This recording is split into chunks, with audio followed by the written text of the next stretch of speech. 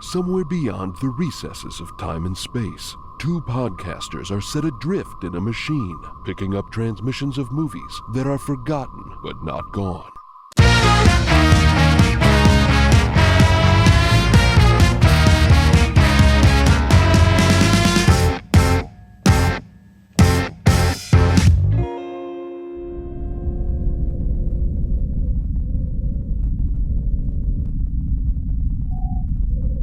So at the end of the seminal Christmas classic, Surviving Christmas, Yes.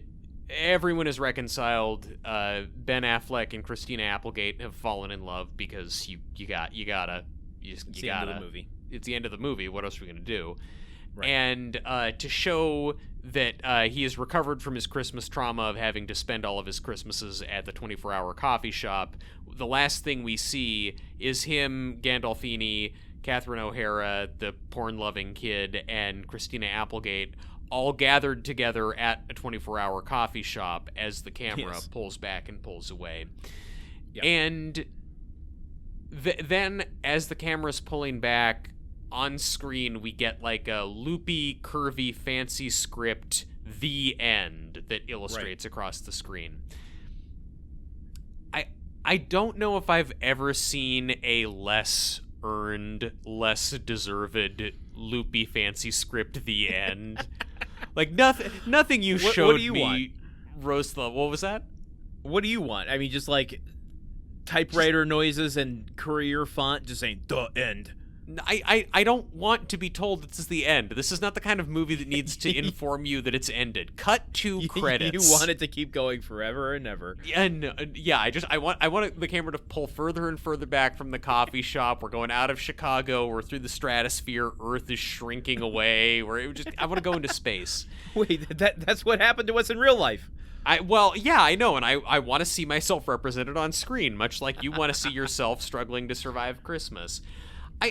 I don't know. I just feel like if your movie is going to have the end at the end of it, I think it has to hit a certain level of kind of heartwarming pathos. Like, I really ate a meal here.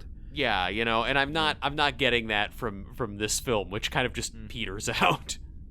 I mean, at least like maybe it's a act of benevolence on the studio to go, anyone who has surely fallen asleep during the middle of this movie and have woken up, they'll see the end and be like, oh, okay, great.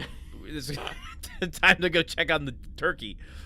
The movie should have a like kind of that plays as that comes up to wake up the audience. Yeah. And I would love that. That's like the greatest act of benevolence from your brain is you're getting into Surviving Christmas and your brain is like, no, you know what? I don't want you. I don't want to be processing these thoughts and memories. Boom, boom, sleep. I'm giving you those chemicals. Yeah. I have just a couple of odds and ends that aren't much of anything, but like they stuck in my head and I need to just get them out. Otherwise they're going to haunt me forever. And then it'll make me remember this movie. Great. Well, we've covered the end, so give me the odds. Okay. Why does James Gandolfini, at the beginning of this movie, hit this dude on the head with a shovel, bring him into his house, and then believe that he can afford to give him $250,000? You're making a really good point. I hadn't considered even the whole thing of like, oh yeah, I'm going to take it on faith that you have $250,000.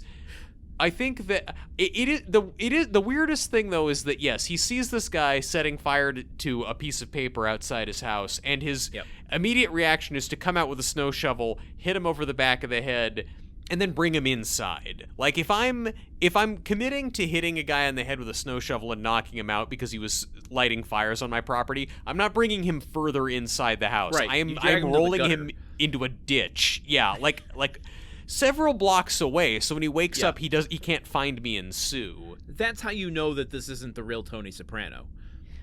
Yeah, the real Tony Soprano wouldn't leave him alive. It would be a very different thing. And he probably wouldn't do it himself. He'd have one of his cronies come over and take care of it. No, I mean, I feel like the real Tony Soprano, it wouldn't be smart to do it, but I think he would enjoy doing it out of spite based on whatever conversation he'd had with Dr. Melfi this week. I hope, listeners, you watch The Sopranos, because then you'll be enjoying this conversation as much as I am. While we're on the subject of him burning a little note from his notepad, again, bringing people in, I don't know why you are listening to this if you didn't listen to last week, but he's been given this advice to write his grievances on a notepad and then burn it to get some sort of closure. Mm-hmm. He starts writing his grievances down on the tiniest little notepad. Yeah, you're rich. You can't afford a bigger notepad than that. It's not even that you can afford it or not afford it. It's like, if I'm tasked with the, responsibility of writing down my grievances, I'm going to Target and I'm getting one of those supersized, 500-page spiral composition books. I can't fit my grievances on a little Post-it note. It's because you're not a rich guy. This guy's very wealthy. For all the trauma he claims to have, rich people ultimately don't have enough problems to fill 500 pages. I guess that's true. Because he really, I guess, only in this movie has 2 grievances, because he only writes 2 of them down. The fact that this is a Christmas movie with such a big grievance element, it's really more of a Festivus film when you think about it. It's true. And you know who has more grievances is Tim Allen in Christmas with the Cranks. Yeah. Well, I mean, he both has a lot of grievances because he's Tim Allen and it's impossible right. for him to play a character who's not aggrieved, but also, in that movie, his grievances are very legitimate. He and his wife want to do things that they want to do, and the rest of their neighborhood is like, no, you must celebrate Christmas in exactly the way that we want to. I do, speaking of the whole, you're a rich guy, Ben Affleck, what's with your tiny notepad?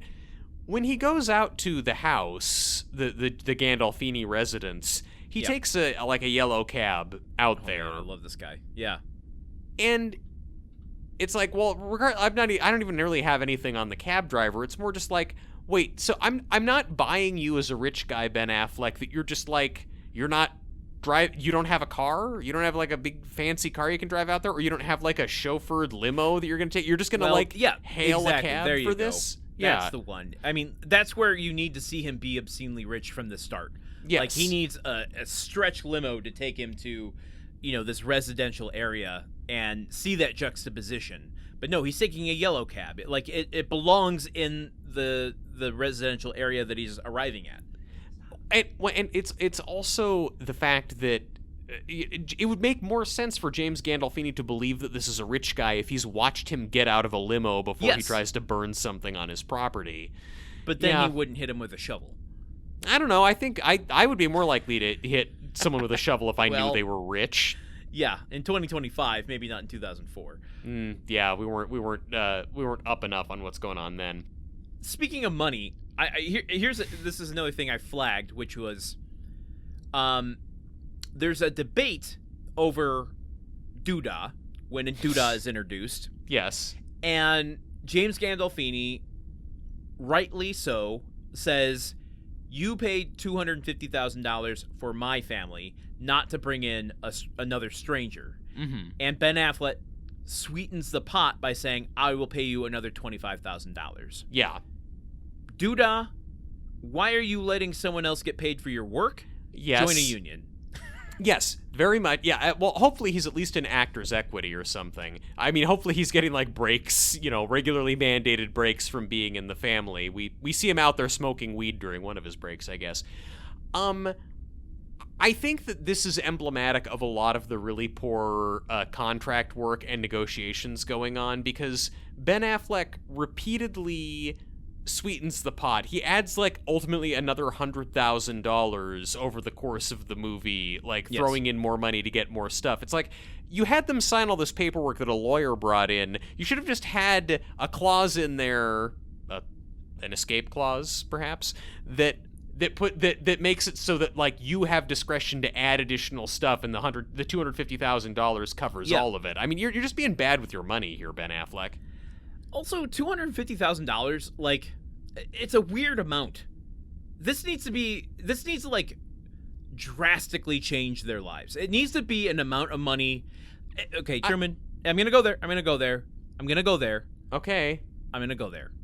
Ben Affleck needs to make Gandolfini an offer I can't refuse. No, dude, no, you can't. Don't go there. Please don't go there. It was a dad trap. It was a dad trap. Yeah, I know, and it's great. And I'm sitting here watching you struggling in the trap you laid for yourself. I think that $250,000 is a life-changing amount of money. That's just me. Maybe I'm not the one who owns property here, so I'm not up on your level. I'm not eating ortolans every night and swigging Chateau Neuf de Pape. But I'm not the one that even knows what the fuck those things are. You know about, you put the napkin over your face while you eat the ortolan. Anyway, what the fuck? It's maybe you would own property if you and your weird secret society friends didn't go out on the weekends and do that. Oh, okay, you're right. You know what? I'm buying too much avocado toast and too many ortolans. But I don't know. I think that honestly he's getting a pretty good deal for this. I don't think that anything Affleck is doing is that annoying. Like, I would honestly I agree. I would let Ben Affleck in this movie, if he offered me $75,000 to crash me and my parents' Christmas, I wouldn't even think to negotiate that up. That seems great to me. I would go for $25K. Easy. Yeah. Every man has a price, and ours is very low. What is the least amount of money you would take to let a millionaire crash your Christmas? Is it a Christmas with my parents, or is it a Christmas with just me? No disrespect to you, who I love. What kind of fucked up millionaire is like, I just want to hang out with you and your cat for Christmas? Excuse me, Ben Affleck literally tries to do that at the beginning of this movie. Okay, so if you're one of the people in his Rolodex, he's trying to get it for free. You really need to hold out and get paid. Okay, it's a Christmas. Right, it's a Christmas with your parents in Florida. 1,000? 1,000? Dude. Do I have to split the money with my parents? No, probably not. No. Okay. Yeah. 500? You're going against yourself. I feel like I guess this is the thing. Maybe this is the advantage to rolling up in a yellow cab. If I saw him come up in a cab, I would do it for a Switch 2. Wow. Okay. Would I do it for a new laptop? Maybe. Okay. I guess, and that's like 1,500, maybe 2,000. I don't know. Like, this is the thing, though. If I see him roll up in a yellow cab and make me that offer, it's like, this guy doesn't have that much money. If he'd shown up in a limo, I would definitely hold out for more. I mean, that's where, you're smart to do that. But even then, I would never in a million years dream to ask for $250,000. That is... Agreed. Yeah, that's wild. Yeah, but that's reality. This movie needs, like... He needs to offer them, like, $1 million, but then provide $1 million worth of chaos. I think he brings, like, $135 worth of chaos into their lives. I think the family needs to experience the taste of that wealth, and that through, like, say this is a week he spends with them, he is giving them the money, like, I'll give you $1 million if you keep me for the whole week, and you get... 1/7 of that every day. Mm-hmm. Yeah. And so in cash that morning that they can spend immediately so that they get a taste of what that $1 million can do. I'm trying to think what they spend it on. Like, James Gandolfini, he's just getting, like, huge amounts of salami. Like he has a whole floor fridge that is just packed with salami. Yes. Think of all of the, like, the son just... spends it on broadband internet. Yeah, just fiber optic cable just hooked up. Yeah, mini Playboy mansion getting grafted onto the side of the house. Yes. And I don't know what Catherine O'Hara's character would get, because she doesn't really have much established character, short of being in a sexy photo shoot. Do you want to play the trailer game? I would be honored to play the trailer game. I cannot imagine what is in this trailer. Oh, the shovel. Easily. The shovel, yeah. The shovel slapping is... Yeah, shovel slap, no doubt, because that also is like, hey, James Gandolfini, you remember him from that crime show? Well, here he is doing a crime. I think they're gonna hinge the entire marketing of this on watch James Gandolfini torture Ben Affleck. Mm-hmm. I think it's going to be a little bit of a misdirect. They're gonna hang it on Meet the Parents energy. Yeah. So yeah. I think we're also going to get snowball fight. Yeah. Oh yeah. Snowball fight. Him menacing him, being like, "Come on, throw a snowball at me. Throw a snowball at me." Yeah. Yeah. Look, I completely agree with you. I think we are going to get him falling off the banister breaking, just because it's one of the big stunty pratfalls we've got. Yep. Santa hat. I was gonna say it. I'm glad you said it. Santa hat. I mean, we're gonna get one of the porn sites. I don't think we'll see it on screen, but I think we'll get Grandpa over the son's shoulder. Really? I do. Yeah. Do you think? I don't think we'll get any like noises or anything like that, but I do think we'll get Grandpa saying, "In my day, you had to go back to the I don't even remember what he said. Go around behind the back of the schoolhouse to look at the something like that. Grandpa porn talk. Those are 3 fun words that I wrote. What do we get with Christina Applegate? I mean, we get them tobogganing together, and I think her sneezing in his face after the toboggan crash. Okay. I don't even remember that moment, but okay. I don't have anything else better. I mean, I think there's got to be one scene of her, like, her giving him some put down to his face. That's exactly where my head was. Is it when he says, "You can be the maid"? I never had a sister. You can be the maid. I don't know, because that honestly felt a little icky to me. That whole Consuelo thing. Yeah, dog. The whole movie's icky. It's Surviving Christmas. It's the second ickiest Christmas movie after Christmas with the Cranks. But I mean, like, there's so many other moments when she puts him in his place that I think are stronger. Too bad we can't remember any of them. I can't remember a single not a one. Right off the brain pan. Here, watched it right. 48 hours ago. Should we shake hands on this? Let's do a IMDb quotes page and pull the first Christina Applegate put down that we find. Perfect. Can we shake hands on that as yes. our methodology here? Shaking hands on that. IMDb has never once let anyone down. What was her name? Christina Applegate. No. Oh yeah, right. No, it's Catherine, or is that Catherine O'Hara's character's name? I'm on IMDb. I could just figure it out. It is Alicia. Alicia. Okay, cool. Drew says, "Okay, hey Alicia, want to go tobogganing with me?" And she says, "Oh, I'm sorry, Drew. Have I been sending you mixed signals?" Okay.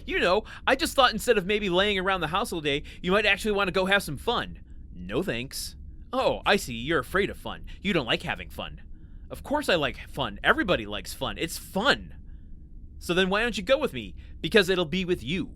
God, that's the exchange. It's just exhausting hearing words from this movie. It's just awful. No disrespect to the writers. Oh God. Okay. Yeah. It'll be fun.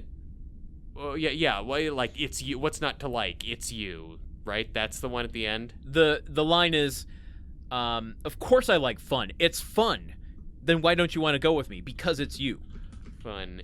It's fun. Why not go? It's you. Yeah, fine. And I also think we should maybe wager half point on this just because we had to look it up, and if it's in IMDb quotes, it's likely to be something that might be in the trailer. Sure. Yeah, everyone watching the trailer and running straight to IMDb to record all the best bits. Yeah, trying to think what else is there.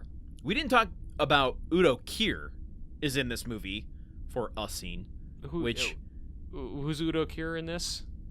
He's the photographer. Oh yeah, who does the sexy photo shoot? Yeah, I mean, has any movie ever seen a real photographer? No, I don't think so. Every movie is going off of the photographer in Blow Up, basically.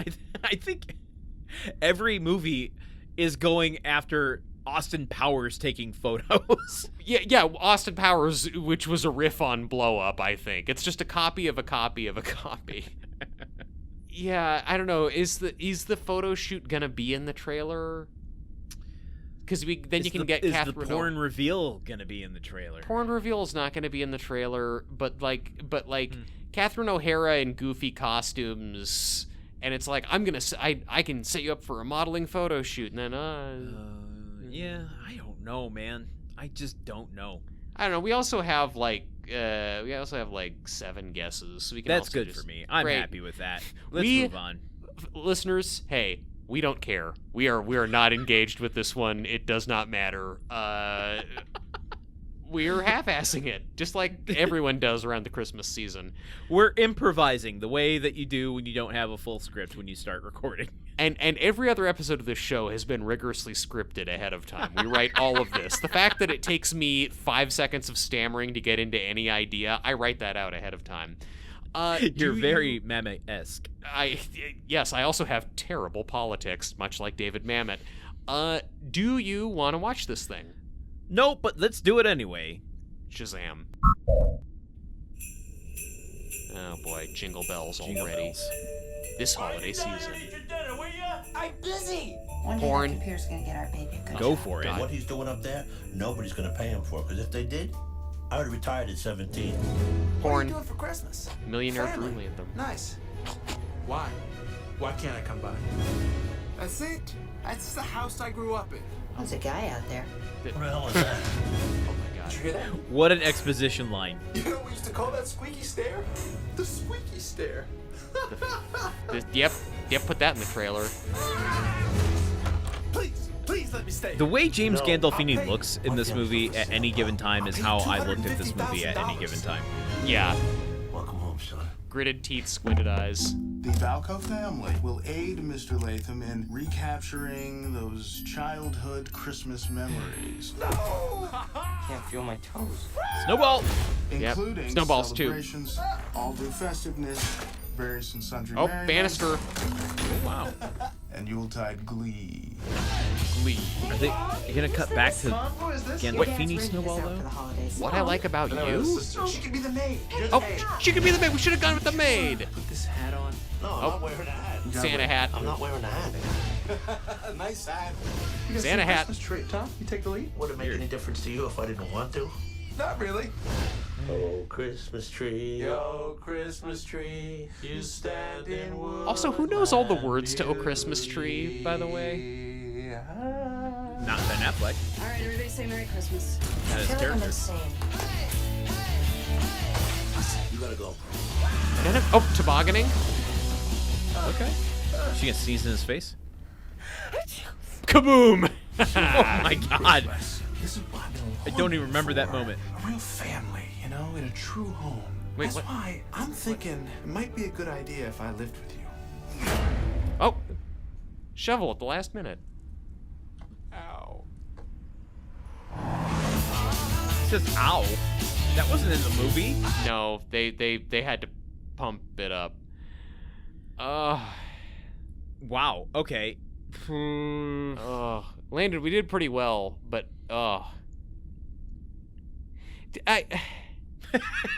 I'm kind of speechless too.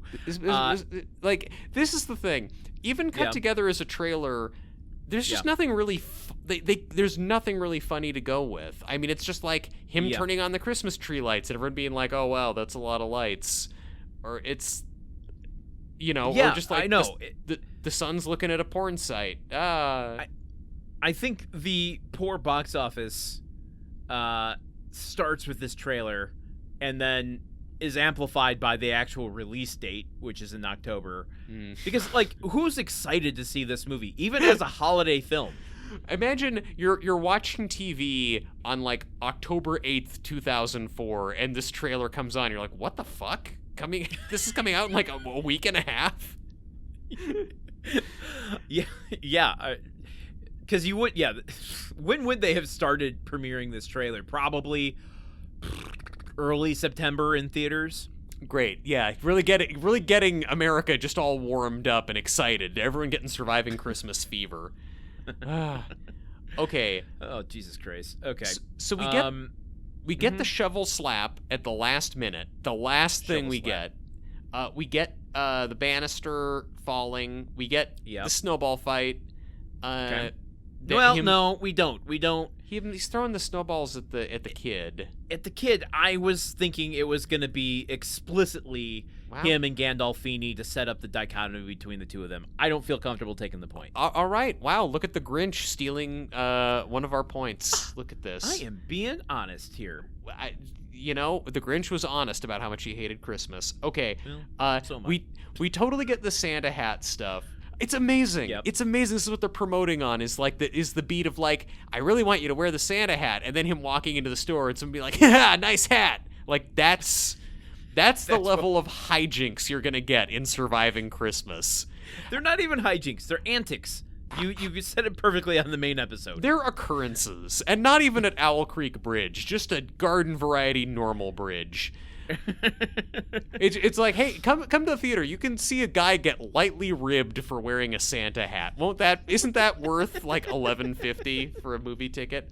No grandpa, no porn talk, toboggan crash sneeze, none of the fun why not go, it's you. So we got 3 out of 7. No, 4 out of 7. 4 out of 7. I mean, for a movie that has nothing memorable in it, I feel like we did okay. I can sleep tonight with that score. I can sleep tonight knowing that I don't have to think about Surviving Christmas anymore, so that helps. That does help.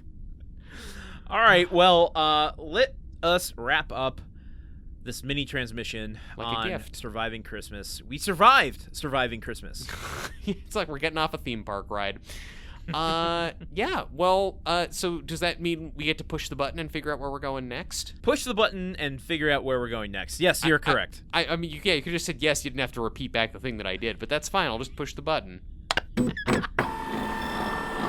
Okay, next it looks like we're heading to August 22nd, 2003. Okay, August, that's not typically a good month for releasing movies. Maybe it's another Christmas movie that was even more buried than this one. And we haven't moved from this spot in the mid-aughts, I feel like, in a long time. Yeah, well, I mean, what is it about movies that were released roughly 20 years ago that makes people forget them? I'm wondering if the machine is running out of fuel. Well, that's doesn't bode well. We're only 2 seasons in, and this concept's already running out of gas. The clue we have for next week is, oh boy, oh Truman, oh no. It's another high concept thing. I can feel it in my bones. Oh boy, we love it when concepts are high, don't we? Hip hop. Oh no. Meets shop till you drop. Oh no, Landen. Oh, that's a tagline I would write because it's bad. Wait. Is that a tagline you would write for a company that pays you well, or a tagline you would write for a company that undervalues you? Well, this is the thing. It would be kind of my first guess, and depending on how well I was paid, it would determine whether I would be coming up with a lot of other guesses after that. Either way, it might be on the list that I'm handing to the creative director, being like, "Yeah, is this something? Can I go home?" Well, I mean, hip hop meets shop till you drop. I don't know. I have no idea what to do with that. It's a collision of worlds, I'm assuming. Mm-hmm. Much like Millionaire Drew What's-His-Face's world collides with the Valcheks or whatever their names were. I've already forgotten. Oh my god. Valchek. Isn't that's the uncle in UHF. And it's also it's the name of one of the detectives on The Wire, so I don't know. There you go. I'm cross-pollinating my HBO prestige shows. We both have our cultural references. Yeah, but UHF taught me so much about the failures of America's war on drugs, of America's war on UHF stations. All right. Until next week, when we watch this movie, for Truman Caps, I've been Landen Celano. And for Landen Celano, I've been Truman Caps. Stay away from me with that snow shovel. Ah! Movie Memory Machine is part of the Gruntwork Podcast Network. Join our Patreon at patreon.com/gruntworkpod to keep the machine running. Theme song by Porky's Groove Machine. Rate us on Apple Podcasts or wherever you listen. For more information on today's show, visit moviememorymachine.com.